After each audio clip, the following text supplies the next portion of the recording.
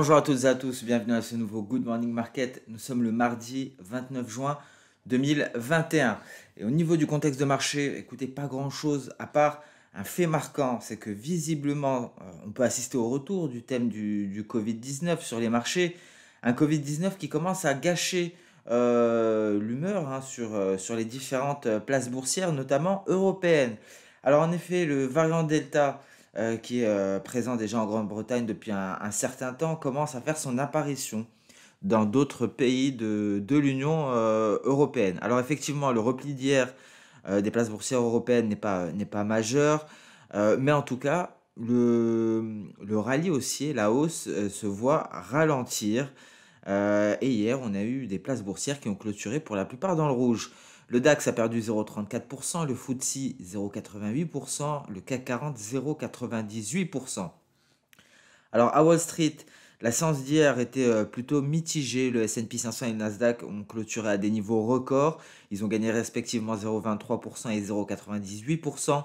Le Dow Jones s'est replié de 0,44%. Le Russell 2000 a perdu 0,52%. Donc effectivement, ce que l'on constate à l'heure actuelle, c'est que les capitaux affluent à nouveau vers les valeurs technologiques. C'est un attrait des valeurs technologiques qui est favorisé notamment par le repli des rendements obligataires. Mais bon, il y a de la prudence face à la propagation, nous l'avons dit, du variant Delta, mais également l'approche de la fin du premier semestre et l'attente du rapport NFP, le rapport mensuel sur l'emploi aux États-Unis. On en prendra connaissance dès vendredi, comme chaque premier vendredi du mois, et tous ces éléments poussent les investisseurs à la prudence. Alors, concernant le variant Delta, on notera que plusieurs pays ont dû durcir de nouveau leurs restrictions sanitaires. On pense notamment au Portugal, à l'Australie récemment, mais également Israël et la Thaïlande. Donc c'est un vrai sujet. Le Covid-19 fait à nouveau son retour sur les places boursières. Entre autres, il y a les autres éléments qui viennent pousser à la prudence. Sur le marché des changes, on a eu une très mauvaise performance des monnaies des dollars des antipodes, notamment donc l'AUD et le NZD. Alors, concernant le calendrier économique du jour. Alors aujourd'hui, c'est une journée inflation pour la zone euro. Donc, vous le voyez ici, en début d'après-midi, on prendra connaissance de l'IPC, l'indice des prix à la consommation, mais on prendra également connaissance des données sur l'API, les stocks de pétrole brut aux États-Unis, avant le rapport officiel de demain, qui lui-même sera publié la veille de la prochaine réunion des pays membres de l'OPEP+. Donc un marché pétrolier sous les feux des projecteurs, des pétroles qui se sont quelque peu repliés, qui marquent une pause. Alors est-ce que on est sur support avant de redémarrer? C'est toute la question. C'est tout l'enjeu de ce marché pétrolier qui est dans une tendance haussière plutôt régulière. Et on aura également des discours de banquiers centraux. On aura Christine Lagarde qui devrait s'exprimer lors du Forum économique de Bruxelles à 15h40 et des membres du FOMC. Donc voilà pour le calendrier économique du jour. On passe sans plus tarder sur les indices boursiers. Un DAX qui visiblement est en train de progresser en ce début de séance européenne. En revanche, on est toujours dans notre range. Alors on va voir tout d'abord le DAX en données journalières. Vous voyez, hier repli, retour à la Kijun, à la Tenkan. On est en train de se hisser à nouveau. Tout l'enjeu, on le voit en données journalières, c'est de se hisser au-dessus des 15 600 points. En intraday, l'enjeu, c'est de sortir de ce range. Un range qui tient les cours du DAX, des cours du DAX qui marquent une pause. Ici, on a marqué hier les deux scénarios. Cassure par le bas, c'est un retour aux 15 370 points que l'on retrouve ici. Un franchissement de la borne haute. On aura un autre obstacle à 15 700 points. Et c'est le retracement externe de Fibo à 161,8%.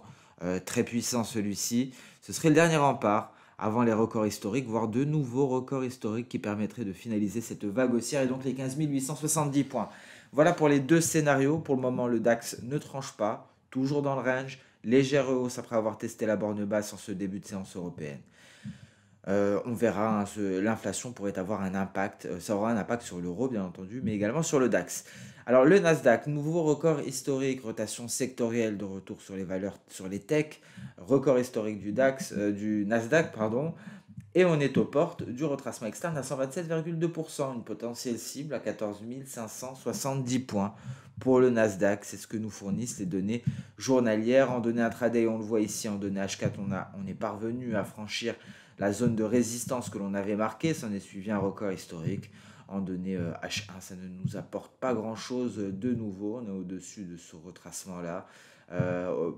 Au-dessus de tout élément Ishimoku. Donc l'objectif nous est donné en journalier. C'est le retracement externe de Fibo de cette hausse, retracement à 127,2%. Le prochain record historique dépendra de ce que nous dessinera le marché, car on a eu une précédente vague ici, on a atteint l'objectif. Depuis, il n'y a pas eu de point C. Donc éventuellement, si on venait à surpasser les 127,2%, se replier pour repartir à la hausse, là on aurait notre point C et on pourrait déterminer un autre objectif avant les 161,8%. Si et seulement si la tendance haussière se maintient pour les valeurs technologiques. S&P 500 favorisé également par cet attrait des techs. On est aux portes du retracement externe à 127,2%, les 4290 points à côté des 4300 points. Donc un objectif, encore une fois, donné en journalier. Objectif journalier pour le Nasdaq, objectif journalier pour le S&P 500. On retrouve ici cet objectif-là. On est sur des records historiques, donc à voir si le sentiment haussier va se poursuivre. Le Dow Jones qui s'est replié, on le voit ici en données journalières en direction de son nuage. C'est un retour vers ce support. Alors, comme d'habitude, on le dit très souvent, lorsqu'on surpasse une projection d'Osoda sans marquer de creux, sans marquer de point C, on y revient. C'est ce qui s'est passé, on y est revenu. Donc maintenant, de deux choses l'une, soit on casse cette précédente projection d'Osoda pour aller chercher les 33 800 points, soit on parvient à se hisser au-dessus des 34 465 points. Alors voilà pour les scénarios sur le Dow Jones, car il n'y a pas de scénario à privilégier à l'heure actuelle. Le marché est tiraillé, plusieurs éléments. Certains sont haussiers, d'autres sont baissiers. Il faudra trancher pour le moment. Rien de concret. La donnée la plus attendue sera vendredi. Ce sera le NFP, ce sera le réel catalyseur. En attendant, seuls les thèmes journaliers, les thèmes actuels sur les marchés jouent à chaque instant. On voit ici sur le Dow Jones, en données H1, on a intégré le nuage, on rebondit pour tenter d'en sortir. Donc ici, éventuellement, ce sont les données H1 qui nous donneront le top départ, peut-être en cas de sortie par le haut. En revanche, en cas de sortie par le bas, ce serait le scénario baissier qui serait à retenir ici sur le Dow Jones avec les différents niveaux que nous avons abordés. Donc vous voyez comment on a raisonné. On commence par du journalier, des fois ça nous donne un objectif. Ça a été le cas notamment pour le Nasdaq et le S&P 500. Sur le Dow Jones, le H1 nous donne un signal en cas de sortie du nuage et le H4 nous donne des objectifs. Donc ça va vraiment dépendre. On pose souvent la question à savoir quelle unité de temps je préfère. Alors je cherche plutôt des configurations, je cherche des éléments clairs et je vais m'en servir soit pour avoir des signaux, soit pour avoir des objectifs. Ici, par exemple, le signal nous serait donné en H1, les objectifs nous seraient donnés en H4. Pour les autres indices américains, les objectifs nous sont donnés en journalier. Ce sont des retracements externes de Fibonacci. Donc on passe à présent sur le Russell 2000 qui est de retour sur la borne basse de son triangle descendant, le seuil psychologique des 2300 points. C'est ce qu'on est allé chercher hier très précisément. Vous voyez, c'est un niveau que l'on a gardé parce que c'est un seuil psychologique. Alors attention, en cas de cassure, on pourrait se replier, on pourrait perdre quelques 25 points pour aller chercher les 2275 ici, aux alentours de ce twist de nuage tout de même. Donc il faudra rester prudent en cas de baisse du Russell 2000. Donc pour envisager les perspectives haussières, il faudra réussir à se hisser au-dessus des 2340. Hier, on n'est pas parvenu, avant-hier, pardon, on n'est pas parvenu à se hisser au-dessus. Le Bitcoin, toujours dans son range. La situation est inchangée. On a eu un croisement, un dead cross, croisement de moyenne mobile à 50 périodes et moyenne mobile à 200 périodes. Donc voilà, pas grand-chose à ce niveau-là. Alors, ce qu'il faut savoir, je vous en ai parlé hier ici concernant justement le Bitcoin. On a eu donc le Mexique, une banque mexicaine qui va autoriser le Bitcoin. Donc après El Salvador, effectivement, c'est venu soutenir la tendance haussière. Alors, soutenir, pardon, ce petit rebond. Alors, désolé, je voulais vous faire un point sur les crypto-monnaies, je n'ai pas eu le temps. on essaiera de le faire dès demain. Donc ce qu'il faut savoir, c'est qu'une banque mexicaine qui appartient au troisième plus grand milliardaire mexicain d'ailleurs commence à accepter le Bitcoin. Ça vient dans la lignée hein, de cette légalisation du Salvador et ça permet au Bitcoin de se redresser. On est aux portes des 35 000 dollars, mais on est toujours dans notre range avec une borne supérieure très très forte ici, renforcée par notre nuage. Donc ce sera difficile d'envisager des perspectives haussières, il y aura énormément d'obstacles. En plus de cela, on aura ces deux résistances, 44 500, 46 800. Donc voilà, concernant le Bitcoin, cassure des 30 000 dollars, c'est un signal baissier. On viendrait confirmer le dead cross ici, le croisement de la moyenne mobile 50 et de la moyenne mobile 200. On passe à présent, pardon, sur le compartiment des matières premières. Il y a une belle chose qu'on a bien pressentie, c'était le café, mais on va en parler tout à l'heure. Ici, pas de changement en hebdo, bon, on est passé dans le rouge à présent. Vous voyez, en données journalières, on sort gentiment du nuage. En revanche, la Chicouspan teste la moyenne mobile 50, donc peut-être un rebond envisageable hein, pour le gold. En tout cas, pour le moment, il se replie, 1774. En données intraday, attention, la grosse résistance est en train d'approcher. Cette grosse résistance, c'est le nuage, et renforcée également par la Kijun que l'on retrouve à ce niveau-là, 1782. Donc rien à signaler pour le moment sur le gold qui fait face à une grosse résistance. C'est le cas du silver, on s'en rappelle. C'est la SSB en données journalières et ce sont les 26,23 $. Grosse résistance pour les métaux précieux. Donc je ne serais pas étonné de voir un repli. Alors hier, je vous ai parlé du gold et du Bitcoin également lors de la vidéo hebdomadaire. On a parlé de la demande, notamment la demande de bijoux en nette hausse en provenance de Chine quand la tendance est baissière un peu partout, même en Inde. L'Inde qui est source d'une grosse demande d'or pour les bijoux. On a parlé de la demande d'investissement, des ETF. Il y a eu des flux sortants pour le gold au dernier trimestre 2020. Il y a eu des flux entrants pour le Bitcoin. Donc on a tenté de valider l'hypothèse qu'effectivement c'est l'attrait à un certain moment du Bitcoin qui a entraîné une sortie des capitaux, des fonds, des ETF sur l'or. Et on a parlé également de la production qui devrait atteindre un pic dès l'année prochaine. On attend une hausse de la production du gold de 6%. On devrait atteindre un pic la semaine prochaine. Donc effectivement, une demande qui reste forte pour les bijoux en provenance de Chine. Une production qui devrait augmenter certes, mais devrait atteindre un pic. Donc on peut s'attendre à une reprise haussière de l'or. Alors est-ce que ce sera imminent sur le court terme? Ça va vraiment dépendre des rendements donc du 10 ans américain notamment. Donc ce qu'il faut garder à l'esprit pour résumer ce que nous avons vu hier lors de la vidéo hebdomadaire, à savoir faut-il se ruer sur l'or. Alors, on n'a peut-être pas atteint le creux. On pourrait aller marquer un nouveau creux avant de redémarrer. Ce nouveau creux pourrait être aux alentours des 1600 dollars l'once, 1590, comme on pourrait redémarrer dès maintenant. Alors l'or redémarrera, certes, au vu des fondamentaux, mais on pourrait atteindre un pic de court terme, un creux pardon de court terme, et ce creux pourrait être dû au rendement, au 10 ans américain. Donc sur le court terme, on dépend du 10 ans américain. Est-ce qu'on va marquer un nouveau creux ou bien est-ce qu'on va redémarrer dès à présent? Mais sur le moyen terme, les perspectives sont haussières d'un point de vue fondamental. Du côté de l'offre et de la demande, on en a parlé hier dans le détail. Pardon. Le pétrole replie hier du pétrole. Ici, on va chercher un support, on va se rapprocher, vous voyez, du nuage. Donc c'est peut-être le moment que l'on attend. Vous voyez, hein, chaque test de nuage s'est soldé par une reprise haussière. Est-ce qu'on va assister à un remake de ce scénario-là? Vous voyez, ici, c'était exactement le même scénario avec quasiment les mêmes amplitudes. On pourrait aller peut-être un peu plus bas. En tout cas, on marque un sommet, on part chercher un creux sur le nuage et on repart à la hausse. Vous voyez, c'est une séquence qui est similaire. Alors, les stocks de ce soir seront certainement déterminants. En tout cas, on est très proche du nuage, on va certainement le tester. Concernant le Brent, on le teste, on est en train de l'intégrer à l'heure actuelle. Donc, le pétrole qui présente des perspectives haussières, certes, on parle d'un pétrole à 100 dollars d'ici la fin de l'année. Le pétrole ira plus loin que les 100 dollars par la suite. C'est une évidence, on l'a également abordé. Ce n'est pas la fin de l'or noir. Le pétrole en a bien encore pour au moins 10 ans et donc on sera au-dessus des 100 dollars. Mais la question est de savoir est-ce que on va marquer une pause ou bien est-ce qu'on va redémarrer à la hausse très prochainement? On attend en tout cas la réunion des pays membres de l'OPEP+. Le café, c'est beau, c'est propre, c'est clair. Vous voyez, sorti du drapeau par le haut. Vous voyez cette magnifique progression haussière ici du café. C'était un bon signal haussier, nous l'avions pressenti. Pourquoi c'était un beau signal? Parce que c'est un signal double ici. Vous l'aurez deviné, sortie de nuage par le haut, validé par la Chicouspan.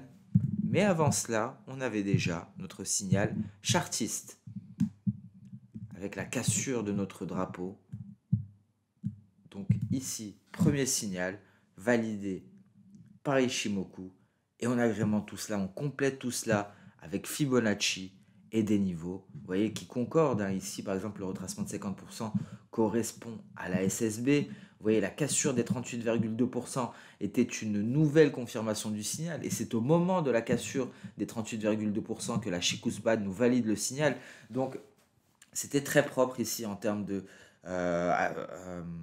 au vu des outils que nous avons l'habitude d'utiliser lors des Good Morning Market, à savoir Ishimoku, Chartisme et Fibonacci, vous voyez ici, tout allait dans le même sens. Très belle progression du café, un café qui pourrait continuer sa belle hausse. Hein. On pourrait je vous rappelle que ce genre de figure chartiste, les drapeaux, sont une pause, permettent de marquer une pause dans l'enceinte d'une tendance haussière plus large. Vous voyez ici, hein, on a une tendance haussière de fond, et donc cela pourrait marquer donc une reprise haussière du café pour peut-être doubler ce mouvement. Donc voilà pour le café, très beau, très bel exemple ici, technique, comment mélanger différents outils. Il n'y a pas de recette magique, mais on le fait très souvent avec ces outils-là, hein, lors des Good Morning Market, Chartisme, Ishimoku et Fibonacci. Voilà pour le compartiment des matières premières. On passe sans plus tarder sur le marché des changes avec un billet vert toujours en stand-by, toujours des situations symétriques pour le billet vert en H4 et l'euro-dollar, on va le voir. Vous voyez, on a la Tenkan qui vient soutenir la tendance. Ici, ce qui marquerait réellement le départ du billet vert et donc la chute de l'euro-dollar, ce serait une sortie de la Chicouspan. Lorsque la Chicouspan sortira du nuage, à mon avis, c'est à ce moment-là qu'on va aller s'attaquer au 82 525, voire que l'on va aller chercher un peu plus haut. Ce niveau, vous voyez, hein, c'était une résistance ici, et la prochaine est aux alentours des 93 450. Hein. Donc voilà pour le billet vert, pour le moment.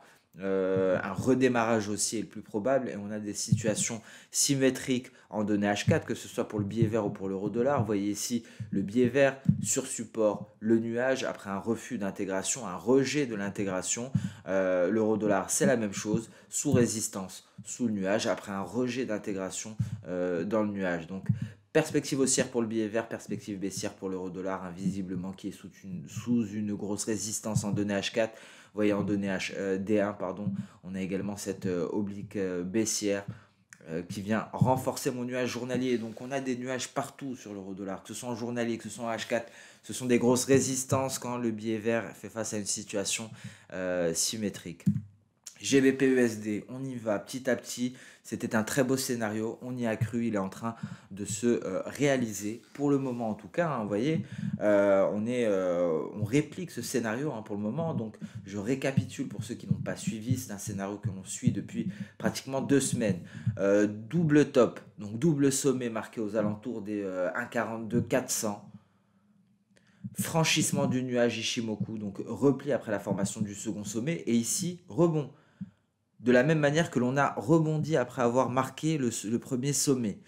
Et s'en est suivi un repli par la suite vers la ligne de coup. Donc notre scénario était rebond vers le nuage, repli vers la ligne de coup.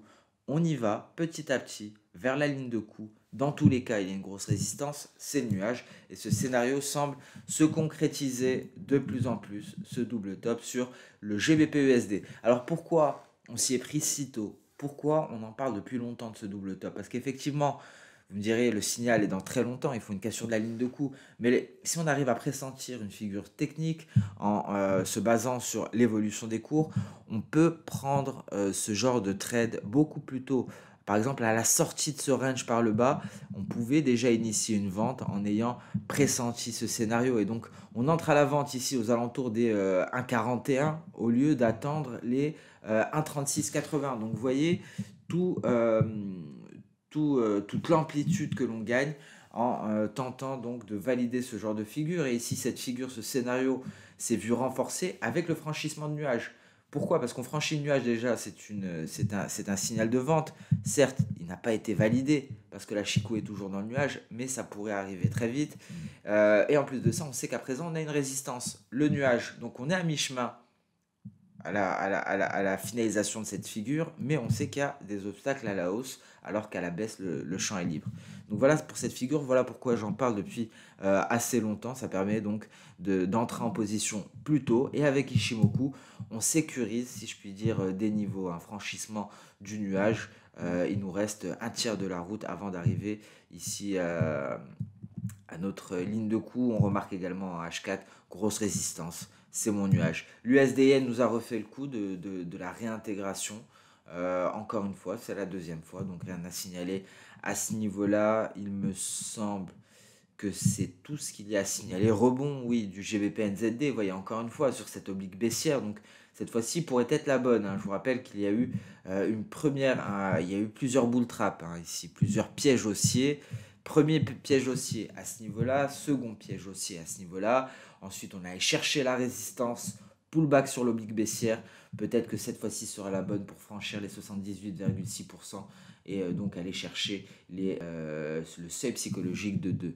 Donc voilà pour le GBP NZD. Sur ce Good Morning Market touche à sa fin. Ça faisait longtemps, on a fait un petit peu de théorie, voir comment on allie les différents outils. Je vous rappelle que l'analyse technique est une boîte à outils. Par exemple, lorsque l'on fait des travaux dans une maison, on n'utilise pas à chaque fois les mêmes outils.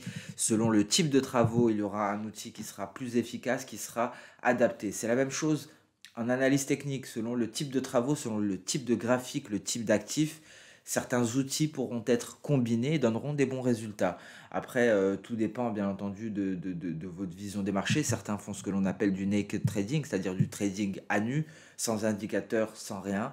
Ça marche très bien aussi, mais dans notre vision de l'analyse technique, on essaye de piocher dans cette boîte à outils pour trouver ce qui fonctionnera le mieux. Cette boîte à outils qui comprend l'analyse chartiste, avec donc toutes les figures, qui comprend Ishimoku, les retracements de Fibonacci, les moyennes mobiles. On en a parlé également sur le Bitcoin. Donc beaucoup d'outils que nous utilisons constamment dans ce Good Morning Market.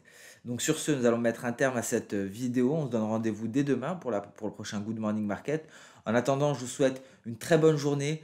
Un grand merci pour votre fidélité. C'est toujours un plaisir de constater donc des auditeurs récurrents, fidèles, qui nous font des petits coucous. Merci à toutes et à tous. Excellente journée et à demain. Au revoir.